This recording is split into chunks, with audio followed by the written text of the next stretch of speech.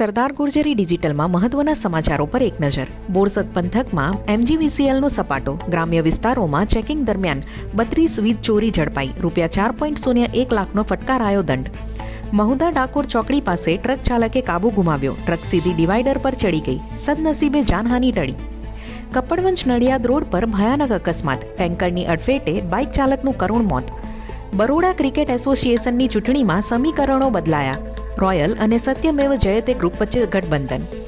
રાજકોટમાં ₹90 કરોડના ખર્ચે બનેલો ગોંડલ ચોકડી બ્રિજ 2 જ વર્ષમાં બિસ્માર. મુખ્ય માર્ગ પર અકસ્માતનો ભય. જમ્મુના સમા વિસ્તારમાં આતંક વિરોધી મેગા ઓપરેશન. 4 શંકાસ્પદો દેખાતા એસઓજી અને પોલીસ દ્વારા સઘન તપાસ. મહારાષ્ટ્રના મુંબઈ સહિત 17 મહાનગરપાલિકાઓમાં મહિલા મેયર. થાણેમાં 80 અનામત બેઠક જાહેર. જમ્મુ કાશ્મીરમાં મોટી હોનારત.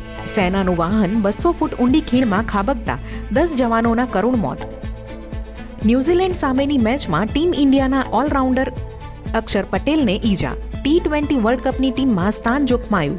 પાકિસ્તાનની ટ્રમ્પ શરણમ ગચ્છામી. ગાઝા બોર્ડનું સભ્ય બનવા પાકિસ્તાન 9,000 કરોડ ચૂકવવા તૈયાર.